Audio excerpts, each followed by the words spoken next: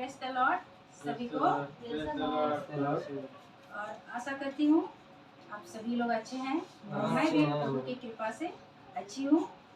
और जितने भी यूट्यूब और फेसबुक के माध्यम से हम लोगों को सुनते हैं, हमें सुनते हैं, एक्चुअली हमें नहीं सुनते हैं, एक्चुअली प्रभु यीशु को लोग सुनते हैं, उन सभी लोगों का भी हम वेलकम करते हैं और स्वागत करते हैं। और मैं आशा करती हूँ मेरे प्रियो आप लोग भी, मेरे प्रभु यीशु ने आप सबों को भला चंगा रखा है।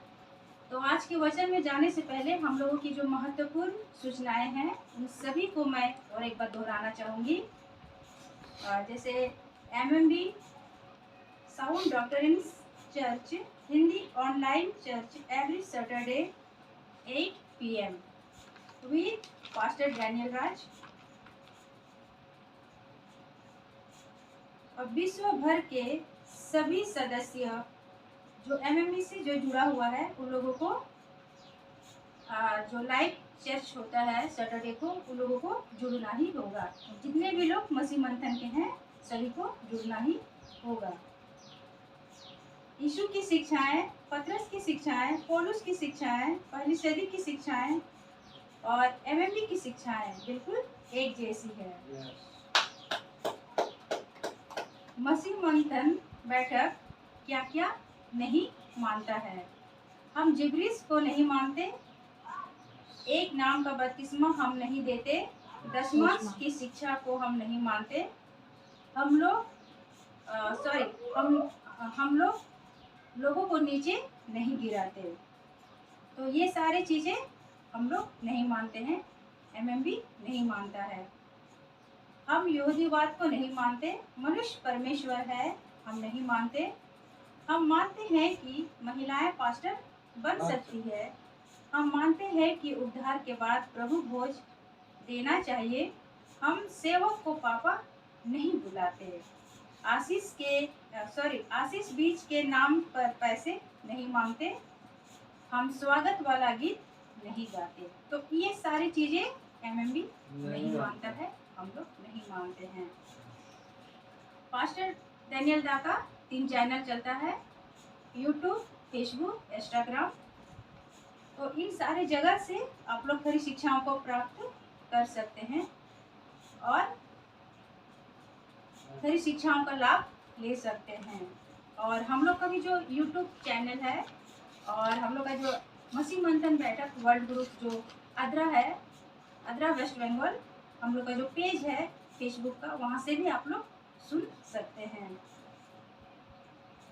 MMB व्हाट्सएप ग्रुप से जुड़ने के लिए 2 नंबर है, इससे आप लोग जुड़ सकते हैं और पास्टर डैनियल दा को डायरेक्टली उसे जुड़ करके खरी शिक्षाओं को प्राप्त कर सकते हैं। और जितने भी लोग MMB के लोग हैं वो हर एक लोगों को व्हाट्सएप ग्रुप बनाना ही होगा। तो 2 नंबर है, आप लोग लिखिए 9982335777 और एक नंबर है 8104975857।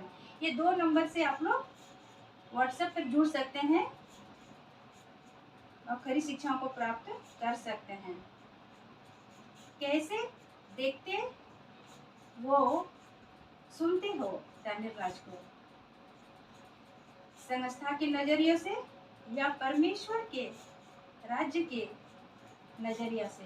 क्योंकि विशेष करके जो संस्था के नजरिए से अगर आप लोग सुनेंगे तो आप लोग पास्टर डैनियल दा को नहीं समझ पाएंगे, और अगर परमेश्वर के राज्य के नज़र से अगर आप लोग सुनिएगा तो जरूर समझ पाइएगा, क्योंकि वो परमेश्वर की बातें सिखाते हैं, प्रभु यीशु की बातें सिखाते हैं, है ना।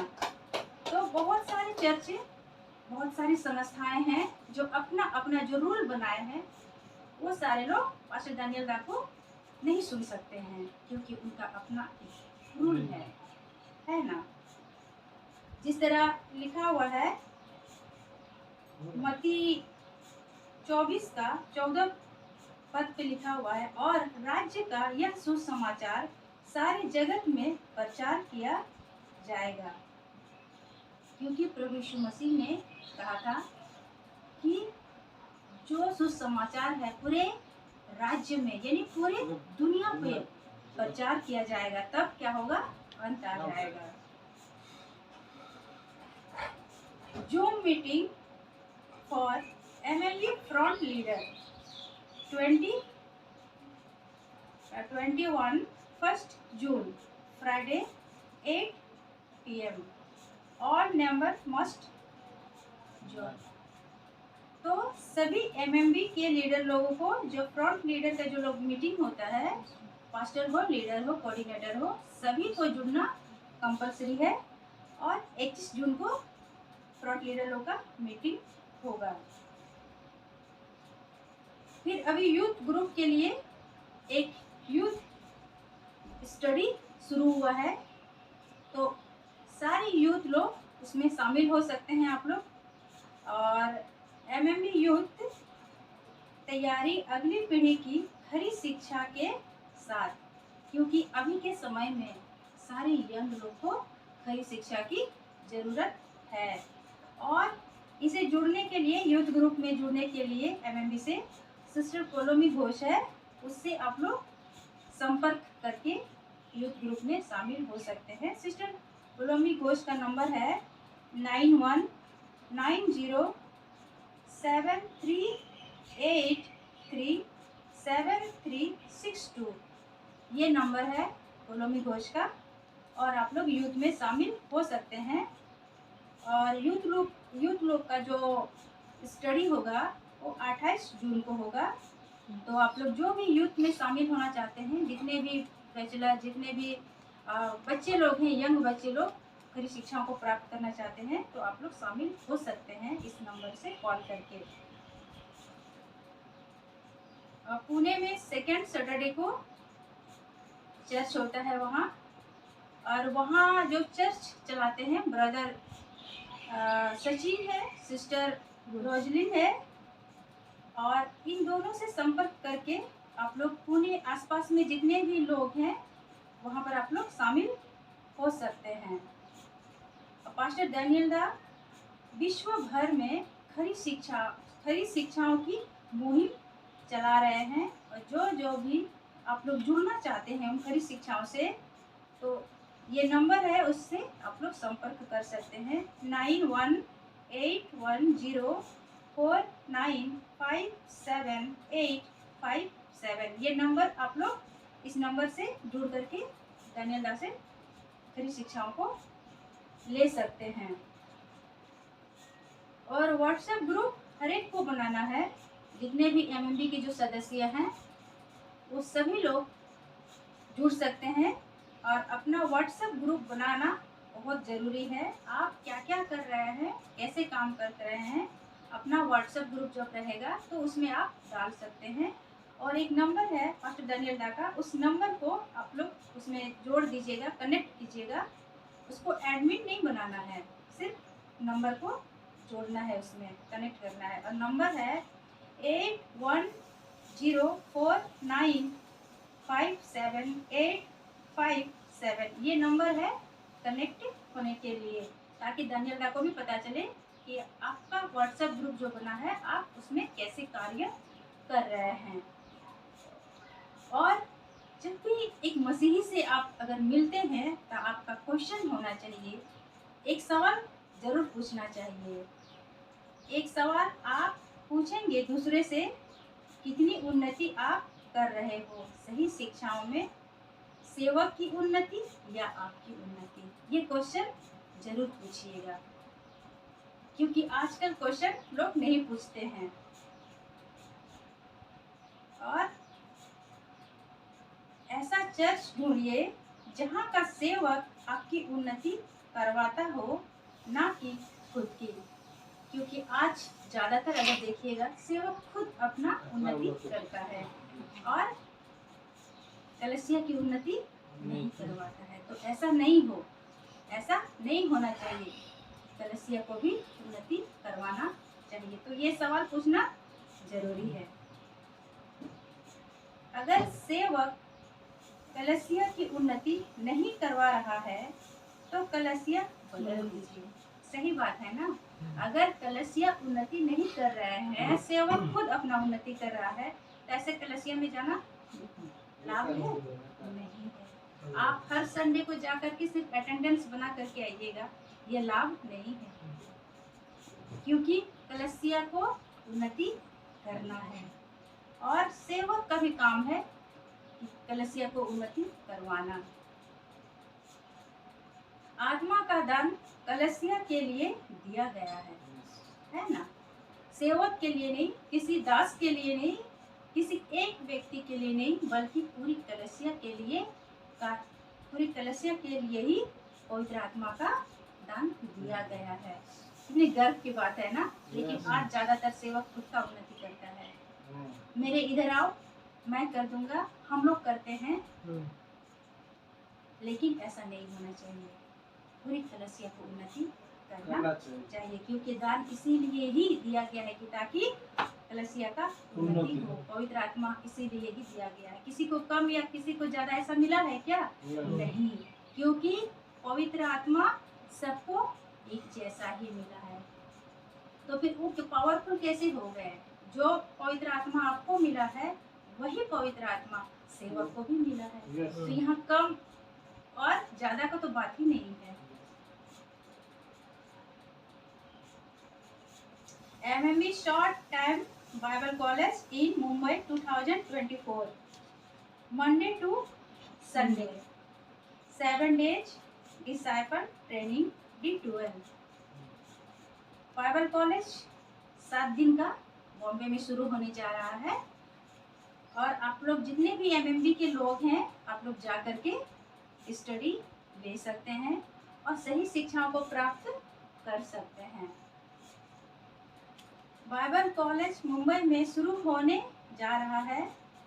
बाइबल कॉलेज शुरू होने जा रहा है विद डैनियल राज, और ये सारी चीजें डैनियल दा ही करेंगे।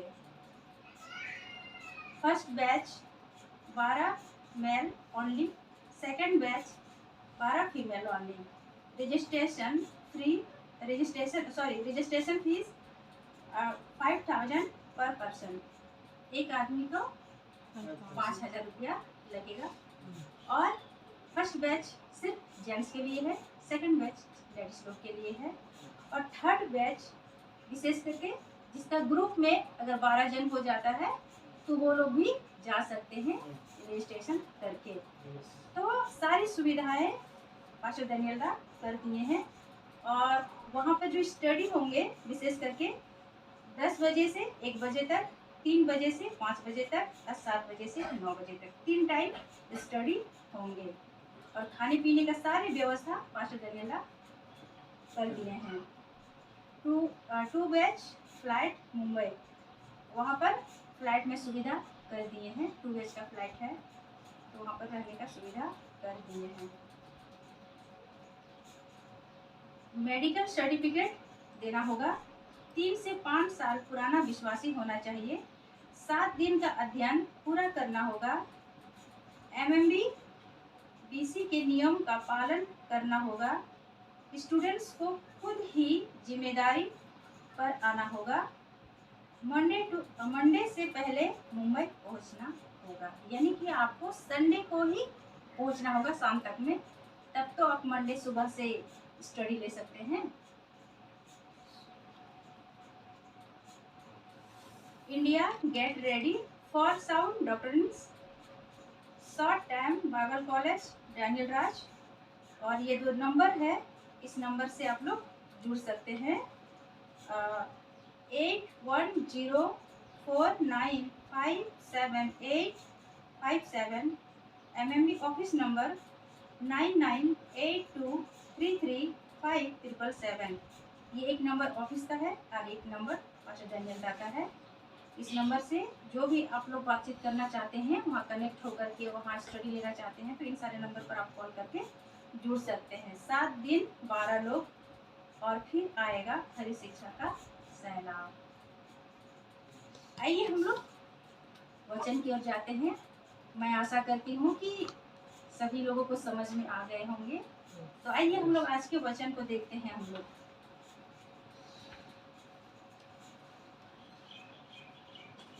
आज के वचन को हम लोग देखेंगे डेविड, जोसेफ और डेनियल, ये 3 लोगों का जीवन से हम लोग क्या सीख सकते हैं। तो आज विशेष करके इन्हीं चीजों पर हम लोग गौर करेंगे। 10 बातें इन तीनों के जीवन से हम लोग सीख सकते हैं।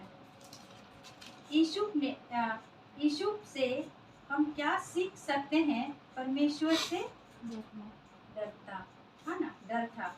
यूसुफ का जो जीवन था, जोसेफ का जो जीवन था, वो परमेश्वर के प्रति क्या था? डर था। और उसका जीवन को अगर हम लोग देखें, यूसुफ का बहुत कष्टमय जीवन था उसका। बचपन में उसको उसके भाई के जरिए उसको कष्ट होता था, क्योंकि उसके भाई उसे क्या करते थे? जलते थे, चिढ़ते थे उसे। और वो अपने भाइयों में से क्या था? सबसे छोटा था। और कहीं ना कहीं उसके पिताजी उसको ज्यादा प्यार करते भी थे। तो उन लोग को बचपन से क्या होता था? बहुत जलन होता था अपने भाई के प्रति। कई बार अपने सपनों के बारे में भी अपने भाइयों को बताता था, तो उन लोग को जलन होता था। और यूसुफ बहुत ही दुख के साथ अपना जीवन को बिताया था, क्योंकि बहुत सारी चीजों का उसने सामना किया था। हम लोग उत्पत्ति 39 का 9 पद में हम लोग देख सकते हैं, वहां लिखा हुआ इस तरह, सो भला मैं ऐसी बड़ी दुष्टता करके परमेश्वर का अपराधी क्यों कर बनूं। वहां लिखा हुआ है कि ऐसी दुष्टता करके मैं अपराधी क्यों बनूं, क्योंकि कहीं ना कहीं परमेश्वर को दुष्टता पसंद नहीं था। और यूसुफ इस बात को जानता था और परमेश्वर से वो क्या करता था? डरता था। परमेश्वर का भय को वो मानता था। फिर हम लोग उत्पत्ति 39 का 10 को अगर देखेंगे, वहां भी लिखा हुआ है, और ऐसा हुआ कि वह प्रतिदिन यूसुफ से बातें करती रही, पर उसने उसकी ना मानी कि उसके पास लेटे वो उसके संग रहे। कहने का मतलब, यूसुफ का जो समय था, यूसुफ जो था, अपने भाई के जरिए उसको क्या किया गया था? बेच दिया गया था। अब पोतीफर के यहाँ वो एक नौकर के आधार पर रह रहे थे, और यूसुफ कहीं ना कहीं वहाँ बड़े हो गए। और उसकी पोतीफर की जो पत्नी थी, उसकी नजर बहुत गंदी थी, क्योंकि कई बार उसके पास, यूसुफ के पास गलत विचार को लेकर के वो आती थी। लेकिन यूसुफ जो था, जोसेफ जो था, वो परमेश्वर का भय मानने वाला था, और कभी भी उसकी उस अपराध, उस दुष्ट कामों में सहभागी यूसुफ नहीं हुआ, जोसेफ नहीं हुआ, क्योंकि वो जानता था कि परमेश्वर हमें देखता है, और परमेश्वर का भय जीवन को सही राह की ओर ले जाता है ना। हम लोग देख सकते हैं नीति वचन उसका 22 अध्याय उसका 4 पद को हम लोग देख सकते हैं। देखिए, नीति वचन डर क्या है?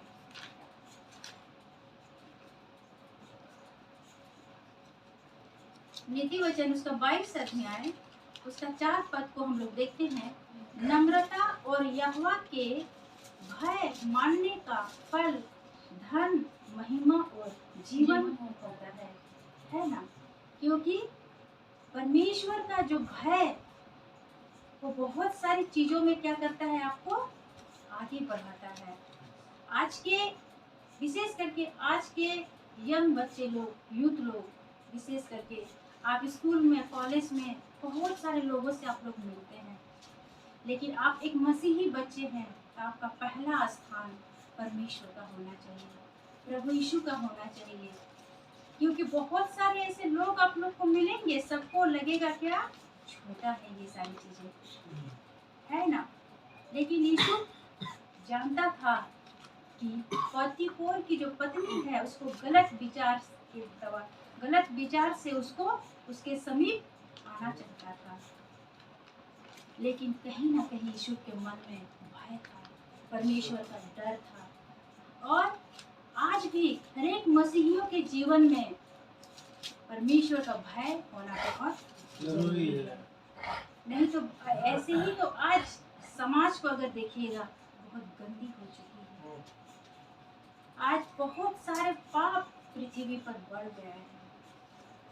और क्योंकि परमेश्वर का भय अगर आपके अंदर में नहीं रहेगा तो आपको भी संसारिक लोगों की तरह हर एक पाप भी छोटा नजर लगेगा।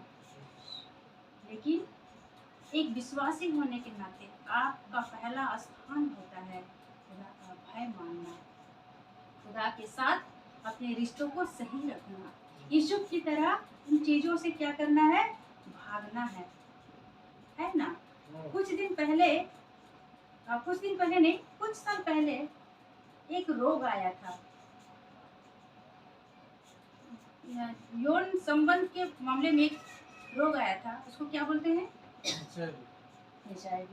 बहुत तेजी से फैला था, है ना। उसी तरह अभी भी एक रोग आया है, खूब तेजी से, मतलब कि लोगों में फैल रहा है। क्या बोलते हैं, HPV। Yes, HPV, human papilloma virus. Yes, तो ये जो रोग है बहुत तेजी से फैल रहा है। और इसके लिए क्या किया गया है, अभी इसके लिए एक दवा निकाला गया है कि आप ये मेडिसिन, आप ये वैक्सीन लीजिएगा तो आपको ये बीमारी नहीं हो सकता है। लेकिन ये रोग इतना भयानक है कि आपको कैंसर तक हो सकता है। तो देखिए आज विशेष करके किस धारा की ओर मनुष्य बढ़ रहे है ना। और क्या गारंटी है कि वो वैक्सीन लगाने के बाद भी आदमी सुरक्षित रहेंगे, है कि नहीं। कहने का मतलब परमेश्वर का भय सबसे बड़ी चीज है। ऐसे ऐसे बीमारी अभी पृथ्वी पर फैल रही है। तो पाप सबसे बड़ी गंदी चीज है और एक विश्वासी को पापमय जीवन नहीं बिताना है और अपने आप को यीशु की तरह उन गलत चीजों से दूर भागना है ना। अगर उस दिन जोसेफ भागा ना होता तो सचमुच में वो भी पाप में गिर जाता, है ना। हम लोग जेनेसिस यानी उत्पत्ति 41 उसका 38 को देखते हैं। वहाँ लिखा हुआ है, सो फिरौन ने अपने कर्मचारियों से कहा कि क्या हमको ऐसा पुरुष जैसा यह है जिसमें परमेश्वर का आत्मा रहता है मिल सकता है। क्योंकि यूसुफ के पास क्या रहता था, परमेश्वर का आत्मा, है ना। परमेश्वर का आत्मा रहता था। फिर हम लोग 41 का 40 पद को देखें। वहाँ लिखा हुआ है, उत्पत्ति का 41 उसका 40 पद को देखें। इस कारण तू मेरे घर का अधिकारी होगा और तेरी आज्ञा के अनुसार मेरी सारी प्रजा चलेगी। केवल राजगद्दी के विषय में तुझसे बड़ा ठहरूंगा। यीशु इतना आज्ञाकारी था। वहाँ से जब भागा, वहाँ से पतिपोर की पत्नी जो उसको गलत दृष्टि से देख रहा था, उसके साथ गलत करने सोचा था, लेकिन वहाँ से वो भागा और कहीं ना कहीं उसके कपड़े उसकी पत्नी के हाथ में आ गए थे। लेकिन उसकी पत्नी ने उसको क्या किया, दोष लगाया यूसुफ पर, ये आदमी गलत है। और उसके वजह से यूसुफ को क्या हुआ था, जेल भी हुआ था, है ना। जबकि उसका कोई गुनाह नहीं था, लेकिन फिर भी वो जेल चला गया था। और जेल में उसने उन सजा को काटा जो कि किया ही नहीं है।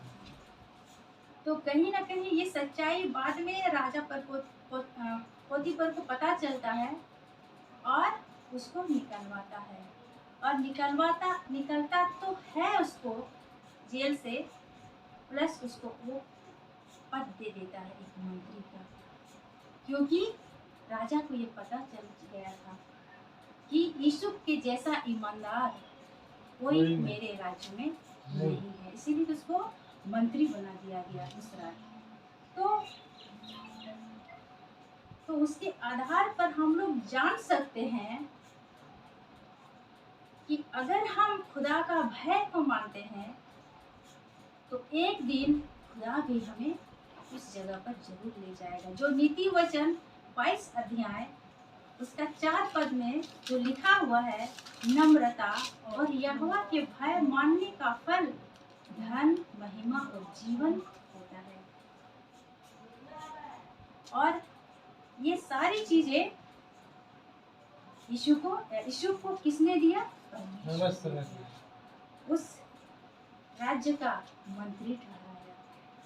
कैसे ठहराया? क्योंकि वो व्यक्ति परमेश्वर के साथ, यहोवा के साथ उसका रिश्ता अच्छा था। लेकिन आज कई बार ऐसे मौके आते हैं, कई बार मनुष्य पाप में गिर जाते हैं। मेरे कहने का मतलब यही है कि स्त्री हो या पुरुष, एक विश्वासी जब आप बन जाते हैं तो आपके पीछे पाप भी पीछा करता है। उस पापों से आपको भागना है। आपको वहां खड़े होकर के ये चीज नहीं सोचना है कि रुको हम वेट करेंगे, उसको समझाएंगे। No no no no no, Bible कहती है क्या? भागो वहां से, वहां रुकना नहीं है। और खुदा का भय सबसे बड़ा भय है, और यीशु के अंदर में ये खुदा का भय ही खुदा ने इसको आज इतना बड़ा पद दे दिया। परमेश्वर की घृणा, परमेश्वर को घृणा आता है। कई बार लोग सोचता है क्या, परमेश्वर तो प्यार करने वाला है, मेरे सब गुनाहों को माफ करेगा, सब पापों को माफ करेगा। लेकिन नहीं रे बाबा, परमेश्वर को घृणा भी आता है। जब मनुष्य दुष्टता करता है, घृणित काम करता है, तो परमेश्वर को घृणा आती है। हम लोग ले व्यवस्था उसका 26 पद, उसका सब 26 अध्याय उसका 11 पद को हम लोग देख सकते हैं। वहाँ इस तरह लिखा हुआ है, और मैं तुम्हारे बीच अपना निवास स्थान बनाए रखूंगा और मेरा जी तुमसे घृणा नहीं करेगा। क्योंकि परमेश्वर के साथ जब रिश्ता आपका अच्छा है तो वो आपके साथ संगति करता है। और आपको घृणा नहीं करेगा। लेकिन मनुष्य एक विश्वासी होने के नाते भी पाप में जब गिरता है तो परमेश्वर को घृणा आता है, घृणा आती है। परमेश्वर नहीं चाहता है कि मनुष्य एक विश्वासी पाप करे, वो पाप में जीवन बिताए।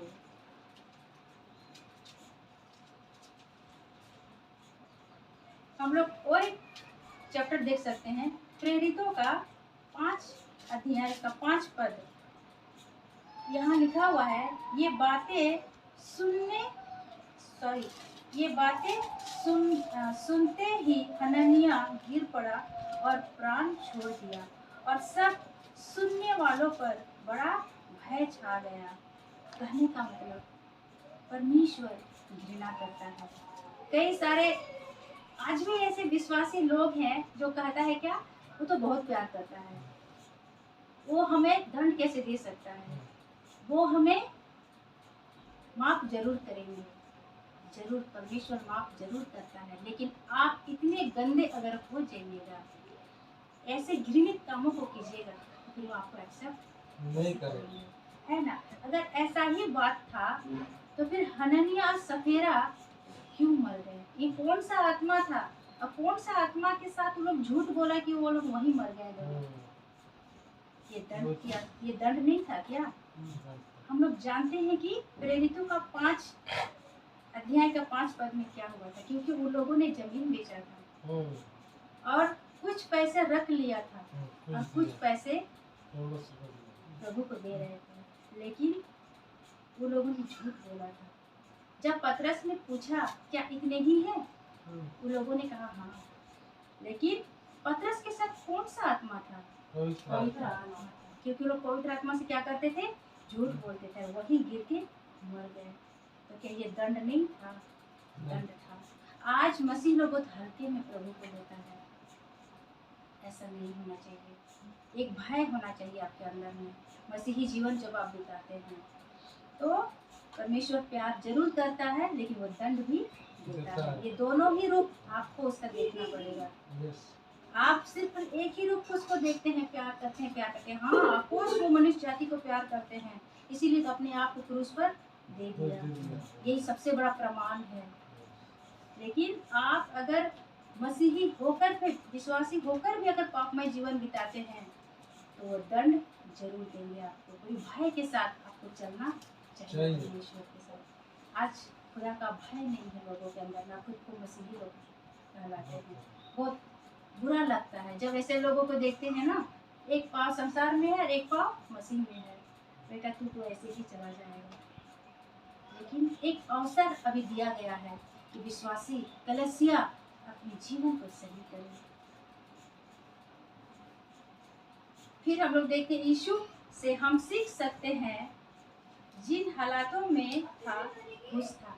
यीशु की जो हालत थी वो जैसे भी था, वो अपने परिस्थितियों में क्या था? खुश था। उसके मन में लालच नहीं था, उसके मन में कड़वाहट नहीं था। उसके भाइयों ने उसको बेच डाला, फिर उस जगह पर गया जब वहाँ के राजा की पत्नी उस पर उस गलत इल्जाम लगाए। कितना कष्ट था उसका लाइफ, लेकिन फिर भी वो अपने जीवन में क्या था? वो खुश था। लेकिन कई बार मसीह लोग खुश नहीं हो पाता है, काहे कि उस संसारिक लोगों की तरह उनका भी सोच आ जाता है कि मुझे बड़ा बनना है, मुझे ये करना है, तो कई बार क्या करता है? शॉर्टकट मार देता है। लेकिन नहीं, एक विश्वासी अगर आप हैं तो आपको शॉर्टकट नहीं मारना है। बाइबल क्या कहती है, वचन क्या कहता है, इसके पीछे आपको चलना है।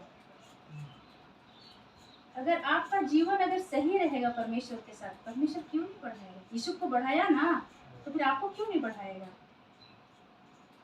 भाइयों से धोखा, झूठ, इल्जाम लोग भूल गए, है ना? ये सारी चीज उनको किया था। भाइयों से क्या मिला था? धोखा, झूठ, इल्जाम। उसकी पति पर की पत्नी उसको इल्जाम लगाया था। लेकिन यीशु जो इतने अच्छे थे, ये सारा चीज क्या हुआ था? भूल गए थे। कितना अच्छा मन था यीशु का, हम सीख सकते हैं उससे, है ना? तो वही चीज है कि हमको यीशु की तरह बनना है। विशेष करके यूथ, आप लोग को यीशु की तरह बनना है। और जेंट्स और लेडीज को भी यीशु की तरह बने, खुदा का भय माने। खुदा की नजरों में स्त्री और पुरुष दोनों बराबर है। उसके सामने कोई भी बड़ा छोटा नहीं है।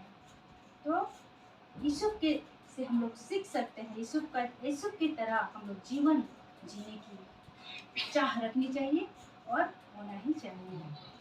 यीशु से क्या सीख सकते हैं? सफलता को संभाला। क्या किया? खुदा ने जब वो सफलता दिया उसको संभाला।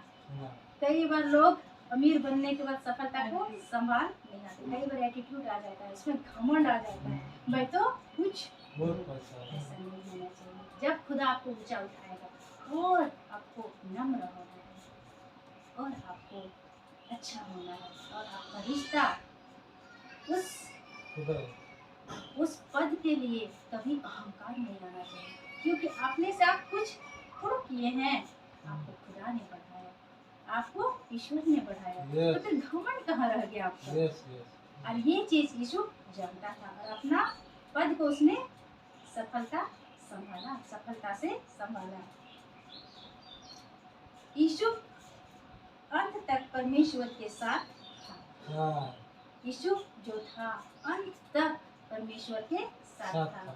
और हम लोग जानते हैं वचन में ये भी लिखा है कि अंत तक तुम धीरज धरोगे तो उद्धार पाओगे, है ना? तो हमारा भी जीवन यीशु की तरह होना चाहिए। हम लोग देखते हैं जॉन चैप्टर 15 उसका 5 को, जॉन यूहन्ना अध्याय 15 उसका 5 पद को देखते हैं, क्योंकि मुझसे अलग होकर तुम कुछ भी नहीं कर सकते। यीशु मसीह बोल रहे, यीशु मसीह का स्टेटमेंट है, तुम मुझसे अलग होकर तुम कुछ नहीं कर सकते हो। और ये सच है, अगर हम प्रभु यीशु मसीह से अलग हो जाते हैं हम कुछ भी नहीं कर सकते हैं, क्योंकि यीशु मसीह क्या है, वो दाखलता है, हम क्या है, डालियां है। अगर उसमें अगर हम बने रहेंगे तो हम बहुत फलेंगे, है ना। लेकिन एक विश्वासियों का जीवन, एक कलीसिया का जीवन उस दाखलता से जुड़ के रहना ही लाभदायक है।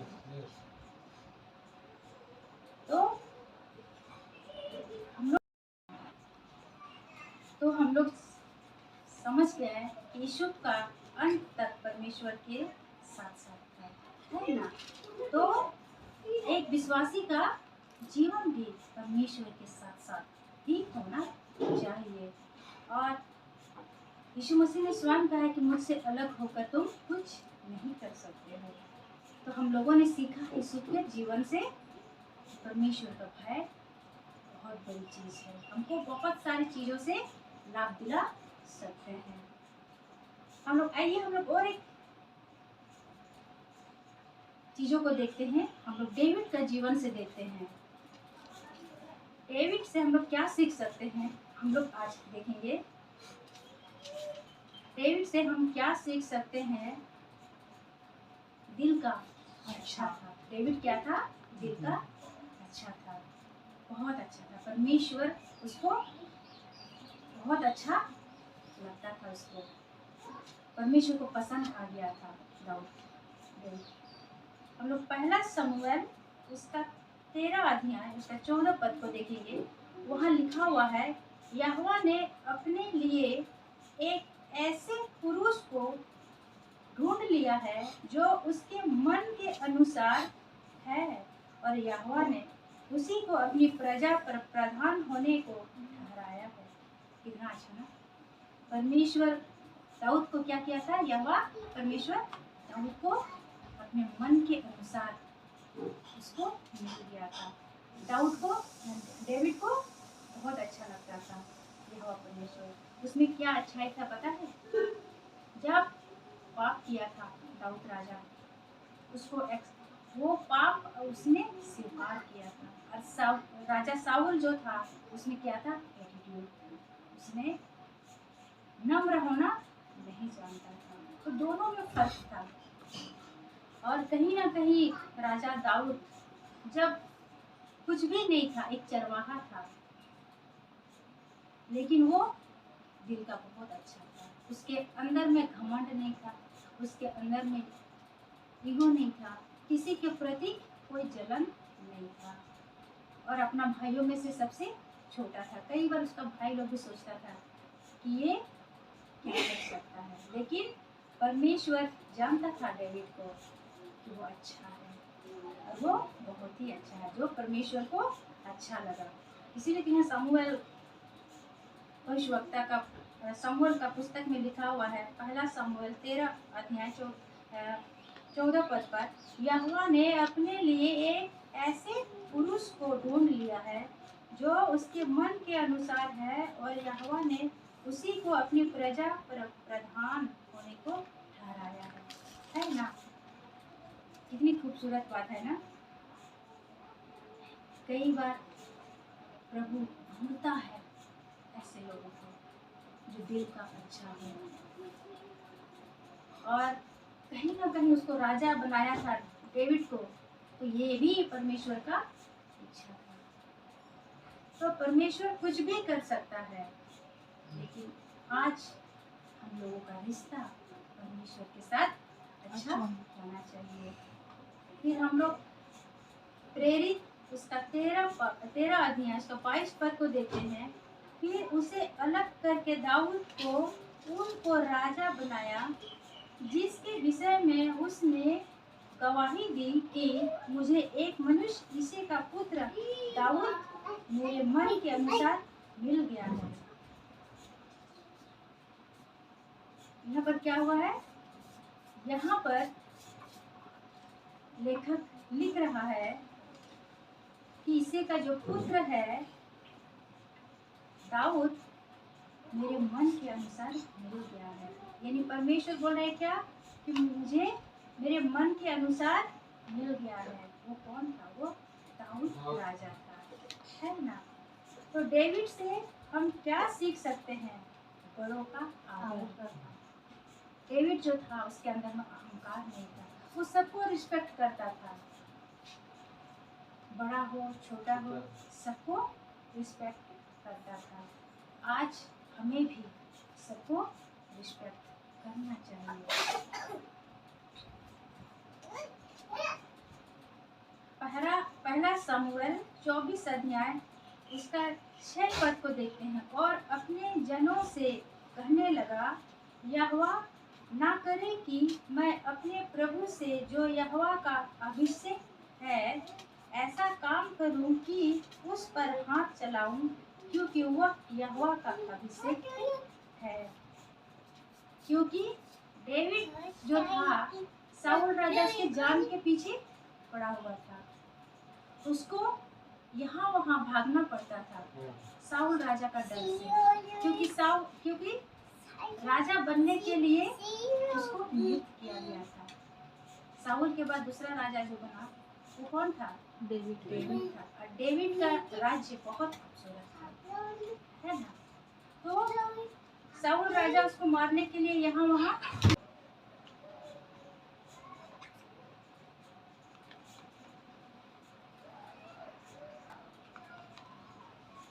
तो दाऊद राजा अपना प्राण बचाने के लिए यहाँ वहाँ भागता था, है ना। लेकिन फिर भी वो साउल राजा के विरोध में नहीं सोचा कि उसको मैं मारूंगा बोलकर। क्या करता था? वो आदर करता था।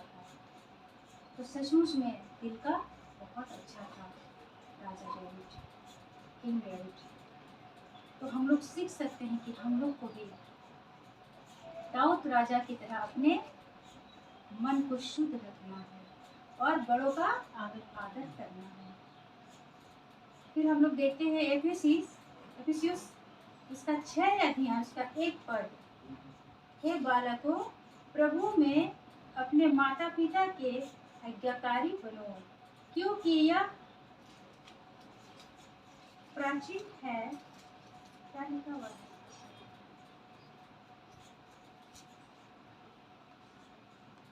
हाँ, एफिसियस उसका 6 अध्याय का 1 पद।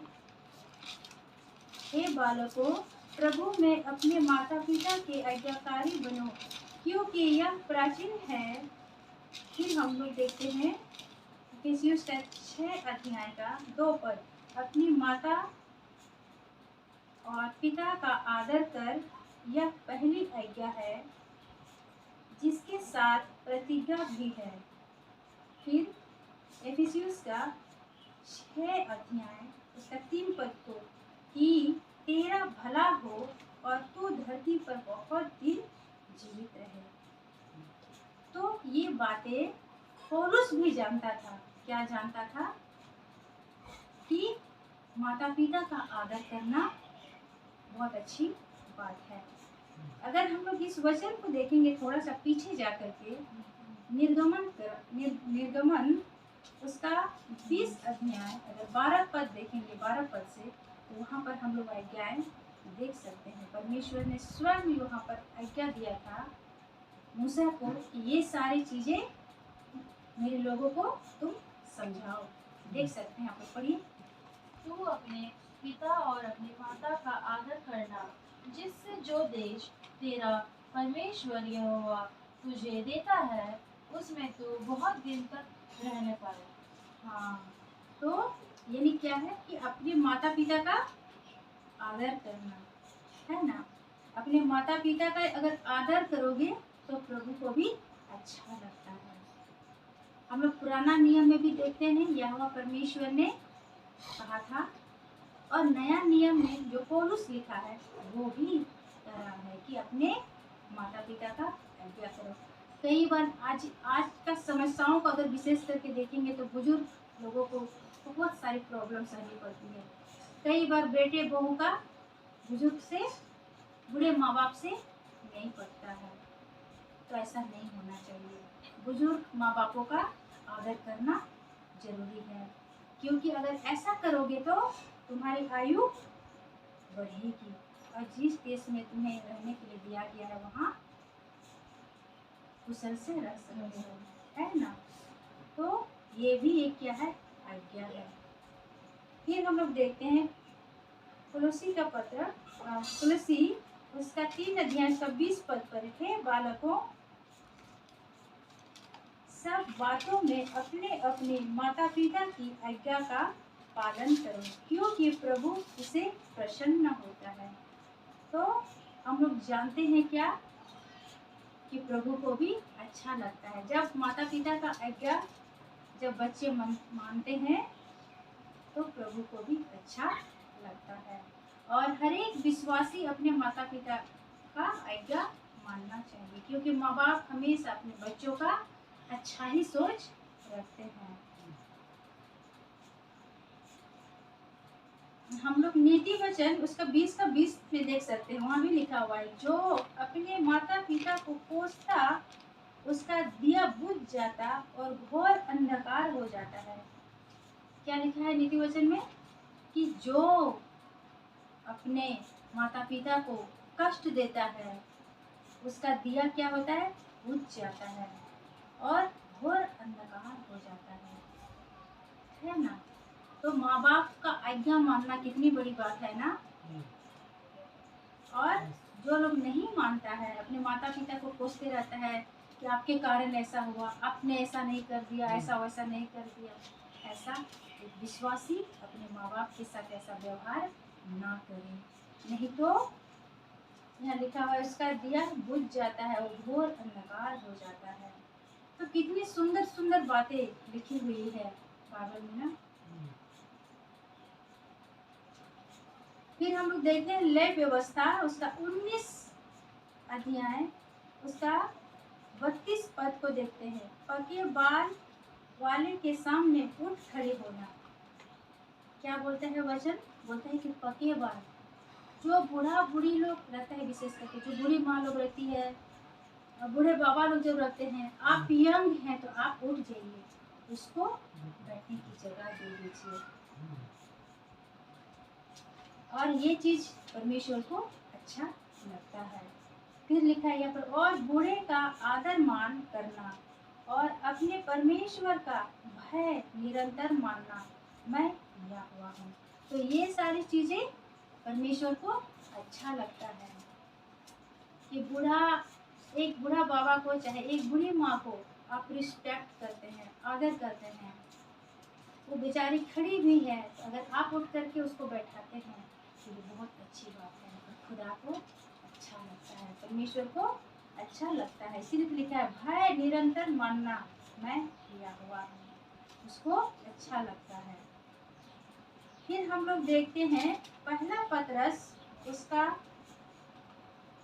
5 अध्याय उसका 5 पद पे लिखा हुआ है, हे नवयुवकों तुम भी प्राचीनों के अधीन रहो। नवयुवकों क्या बोल रहे हैं, तुम प्राचीन के अधीन रहो, तुमसे जो बड़े हैं, तुमसे जो सीनियर हैं, जो बुजुर्ग हैं, उसके अधीन रहो।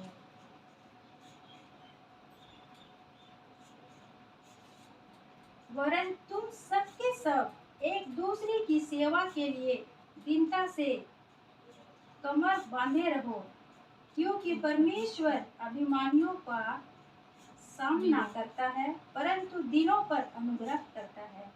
क्या बोलता है कि तुम सबके सब सेवा के लिए दीनता से तैयार रहो, यानी बड़ी नम्रता से एक दूसरे की सेवा करो। क्योंकि अगर हम लोग प्रभु यीशु मसीह का जीवन को देखें, वो सेवा लेने आया था कि सेवा देने आया था? सेवा देने आया था। हम लोग प्रभु यीशु मसीह का जीवन से हम लोग सीख सकते हैं कि उसके जो चेले थे वो क्या किया था, उसका पैर छुआ था। तो वो सेवा देने आया था, वो सेवा लेने नहीं आया था। तो जब हम प्रभु यीशु मसीह के पीछे चलते हैं, उसकी बातों को लेके चलते हैं, तो हमें भी सेवा देना है, लेना नहीं है ना? तो हमारा जीवन भी ऐसा होना चाहिए। डेविड से हम क्या सीख सकते हैं? भरोसा और विश्वास।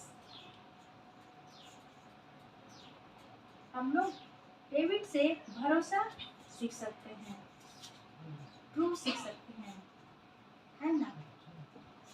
सचमुच में डेविड परमेश्वर के ऊपर निर्भर रहता था, भरोसा रहता था। आज भी हम लोगों को परमेश्वर के ऊपर ही निर्भर होना है, भरोसा रखना है, विश्वास रखना है। चाहे दुनिया कुछ भी हो जाए, आपको बड़े से बड़े लोग कुछ भी ना कह दे, लेकिन आपका भरोसा परमेश्वर के पास होना चाहिए, प्रभु यीशु पर होना चाहिए।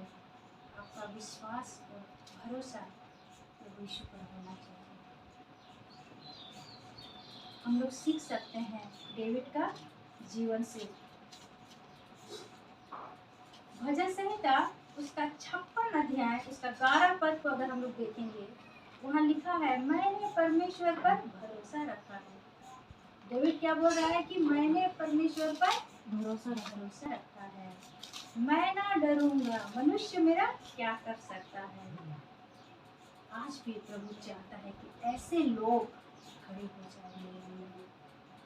किसी मनुष्य का भय नहीं, तो मेरा भय जरूर। लेकिन हम लोग डेविड का पुस्तक से, दाऊद का पुस्तक से हम लोग सीख सकते हैं परमेश्वर पर भरोसा करना, उस पर प्रेम करना, है ना? और जब हम ऐसा विश्वास रखते हैं तो कभी भी हमको हमारा परमेश्वर डगमगाने नहीं देगा। कितनी खूबसूरत बातें है ना? और मनुष्य तो कभी डरना ही नहीं है। मनुष्य की बात आया तो मैं और एक बात मैं कहना चाहती हूँ। थोड़ा दिन पहले कुछ ऐसा हुआ था, कई सारे लोग विशेष करके जो अविश्वासी है, और हमने खुदा को जब जाना, मेरे प्रभु यीशु को हम लोगों ने जब जाना पवित्र आत्मा के जरिए, पवित्र आत्मा ही प्रभु यीशु की बातों को सिखाता है। और हम लोगों ने जब जाना प्रभु यीशु मसीह को, तो हम लोग प्रभु यीशु मसीह की आवाज़ को सुना, तो हम लोग उस सारे संसार को जो पहले थे वहाँ से हम लोग निकल गए। लेकिन लोग क्या कहता है, इसको समाज से निकाल दिया गया है। तो मैं कहना चाहती हूँ कि समाज से हमें निकाला नहीं गया है, समाज से हम खुद ही निकल गए हैं। क्यों? क्योंकि हमें प्रभु यीशु मिल गया है। और जो मेरा प्रभु यीशु को अच्छा लगेगा हम वही करेंगे। तो कई बार लोग ऐसा मजाक हम लोगों का उड़ाते हैं कि अरे ये लोग को तो समाज से निकाल दिया गया है, ये लोग को समाज में कोई पूछता नहीं है। कोई फर्क नहीं पड़ता है, समाज में हमें पूछे ना पूछे, लेकिन हमारा प्रभु यीशु मसीह, हमारा परमेश्वर जो हमें पूछता है, ये बहुत बड़ी बात है हमारे लिए। क्योंकि हमने प्रभु यीशु मसीह को जाना, हम लोगों ने जाना, मेरे परिवार वालों ने जाना, इसीलिए उस समाज से हम लोग क्या हो गए, निकल गए। जिस तरह अब्राहम को जब आवाज दिया था परमेश्वर ने कि तुम अपने जाति भाइयों में से निकलो, उसने नहीं सोचा था कि आगे क्या होगा। उसी तरह हम लोगों ने भी जब प्रभु यीशु का आवाज को हम लोगों ने सुना, तो हम लोग भी उस समाज से निकल करके प्रभु के पीछे चलने लगे, और आज हम प्रभु की सेवा कर रहे हैं। कोई फर्क नहीं पड़ता है मनुष्य हमारे बारे में क्या सोचता है। तो इसी तरह हमारा विश्वास परमेश्वर के प्रति और बढ़ता चला जाए, प्रभु यीशु के प्रति और बढ़ता चला जाए।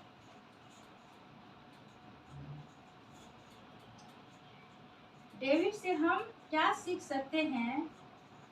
सुधार के लिए तैयार था। जब उसने गलती किया तो अपना सुधार के लिए क्या हुआ था, तैयार हो गया था कि हाँ मैंने गलत किया है, उसने एक्सेप्ट किया था। हम लोग दूसरा शमूएल 12 का 13 पद में देख सकते हैं। तब दाऊद ने नातान से कहा, मैंने यहोवा के विरोध पाप किया है। क्योंकि दाऊद क्या बोल रहा है कि मैंने परमेश्वर के विरोध, यहोवा के विरोध हमने क्या किया है? पाप किया है। नातान ने दाऊद से कहा, यहोवा ने तेरे पाप को दूर कर दिया है, तू ना मरेगा। है ना? तो जब हम अपनी गलतियों को एक्सेप्ट करते हैं, अपनी गलती को मानते हैं परमेश्वर के पास, तो परमेश्वर हमें माफ करता है। वो क्या था? सुधार के लिए तैयार था। कई सारे विश्वासी लोग नहीं कर पाता है और उसको पाप भी छोटा सा लगता है। फिर हम लोग और एक व्यक्ति का जीवन से हम लोग सीख सकते हैं, वो है डैनियल। डैनियल से हम लोग क्या सीख सकते हैं? कभी समझौता नहीं किया था। डैनियल जो था वो कभी समझौता किसी चीज पर नहीं किया था। क्यों नहीं किया था? क्योंकि वो यहोवा परमेश्वर को जानता था।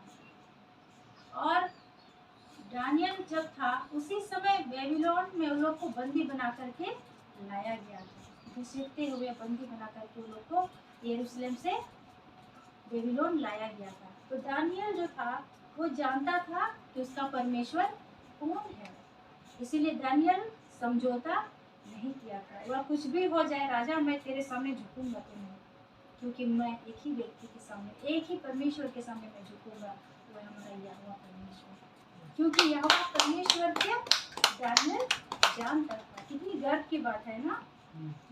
फिर हम लोग दानियल उसका 1 अध्याय उसका 8 पद में लिखा हुआ है इस तरह, परंतु दानियल ने अपने मन में ठान लिया कि वह राजा का भोजन खाकर और उसके पीने का दाख मधु पीकर अपवित्र ना होए।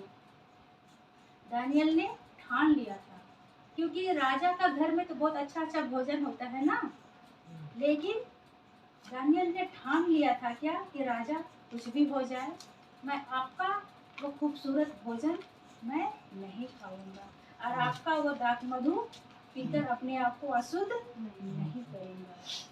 तो ये बात दानियल को पता था, क्योंकि राजा का महल में और राजा का घर में ऐसा ऐसा ही भोजन मिलेगा, अच्छा अच्छा भोजन है, लेकिन दानियल जो था वो खुदा का भय मानने वाला था, परमेश्वर का भय मानने वाला था। इसीलिए वो समझौता नहीं किया था कि राजा मैं तेरा भोजन नहीं खाऊंगा। दानियल से हम क्या सीख सकते हैं? किसी से डरना नहीं था। दानियल किसी से डरता नहीं था, क्योंकि राजा के सामने भी दानियल नहीं डरता था। आज भी हम जब प्रभु यीशु मसीह के लोग गिने जाते हैं, एक मसीह गिने जाते हैं, तो हमको मनुष्य से नहीं डरना है, वो राजा है या प्रजा है।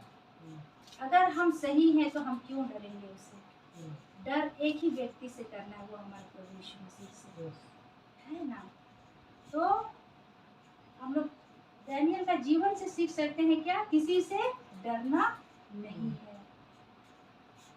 दानियल से हम क्या सीख सकते हैं? जीवन प्रार्थना का था। जीवन क्या था उसका? दानियल का प्रार्थना का था। आज अगर किसी विश्वासी को पूछिएगा आप कितना बार प्रार्थना करते हैं, तो बेचारा बता भी नहीं पाएगा। कई सारे ऐसा विश्वासी है जब मैं जानती हूँ, उन लोगों को प्रार्थना करने भी नहीं आता है। लेकिन एक मसीह होने के नाते आपका जीवन प्रार्थना का जीवन होना चाहिए। जैसे दानियल का जीवन अगर हम लोग देखेंगे, वो दिन में 3 बार प्रार्थना करता था, सुबह में, दोपहर में और शाम में। उसका जीवन था प्रार्थना का जीवन। तो एक विश्वासी का जीवन, एक मसीही का जीवन, एक कलीसिया का जीवन प्रार्थना का जीवन होना चाहिए। दानियल उसका 6 अध्याय उसका 10 पद में लिखा हुआ है, जब दानियल को मालूम हुआ कि उस पत्र पर हस्ताक्षर किया गया है, तब वह अपने घर में गया, जिसकी कोठरी की खिड़कियां यरूशलेम के सामने खुली रहती थी, और अपनी रीति के अनुसार जैसा वह दिन में 3 बार अपने परमेश्वर के सामने घुटने टेक कर प्रार्थना और धन्यवाद करता था, वैसे ही तब भी करता रहा। एक कागज पर हस्ताक्षर हो गया था, सिग्नेचर कर दिया था। क्या सिग्नेचर किया था कि दानियल राजा के सामने नहीं झुकता है ना, तो उसके लिए सब क्या क्या था, प्लानिंग किया गया था कि उसको सजा दिया जाए, है ना। और सब लोगों ने उसमें हस्ताक्षर कर दिया था। दानियल को ये कहीं ना कहीं पता चल गया था, लेकिन जाकर के वो उस राजा के सामने जाकर झुका नहीं, बल्कि वो जाकर के अपने रूम में जाकर के जो खिड़की यरूशलेम की ओर खुली रहती थी, वहाँ क्या किया जाता थी, प्रार्थना किया प्रभु से। तो उसका जीवन से हम लोग सीख सकते हैं कि दानियल का जीवन जो था प्रार्थना का जीवन था।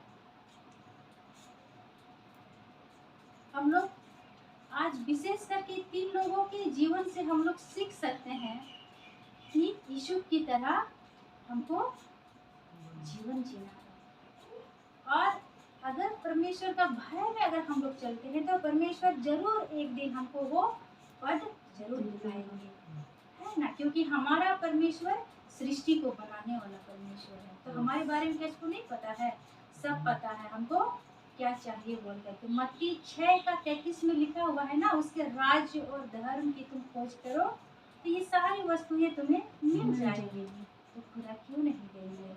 तो हमारा जीवन भी यीशु की तरह होना चाहिए। डेविड से हम लोग क्या सीख सकते हैं, भरोसा, है ना, भरोसा विश्वास हम लोग सीख सकते हैं कि हमको सिर्फ परमेश्वर के ऊपर, प्रभु यीशु मसीह के ऊपर ही हमको निर्भर होना है, किसी के ऊपर नहीं, चाहे कुछ भी हो जाए। डेनियल का जीवन से सीख सकते हैं हम लोग कि जीवन प्रार्थना का होना चाहिए। तो हम लोग तीनों का जीवन से हम लोग ने बहुत महत्वपूर्ण बातों को सीखा है, सुंदर वचन सीखा है। और हम लोग इन 10 चीजों को हम लोग देख सकते हैं। पहला है परमेश्वर से डरना, दूसरा है हर हालातों में खुश रहना, तीसरा है सफलता को संभालना, चौथा दिल का अच्छा रहना, 5 बड़ों का आदर करना, 6 परमेश्वर पर भरोसा रखना, 7 सुधार के लिए तैयार रहना, 8 कभी समझौता ना करना, 9 किसी से ना डरना, 10 प्रार्थना का जीवन रहना। ये सारी चीजें क्या है, ये सारी चीजें हमको अपने जीवन में रखना है। और इन तीनों लोगों के जीवन से हम लोगों ने सीखा है, हमें किसी के सामने डरना नहीं है, और हमारा जीवन प्रार्थना का होना चाहिए, और गलत चीजों से हमको भागना चाहिए। परमेश्वर का भय ये सबसे बड़ी दौलत है हमारी, यीशु का भय ये हमारा दौलत है। और पवित्र आत्मा हमें कभी भी यीशु के विरोध में नहीं जाने देंगे। अगर हम पवित्र आत्मा की रिस्पेक्ट करेंगे तो पवित्र आत्मा सही चीज़ों को ही हमें सिखाएंगे। आज की सुंदर वचन से हम लोगों ने सीखा है कि इन तीनों लोगों के जीवन से किस तरह जीवन जीना है। आइए हम लोग प्रार्थना की ओर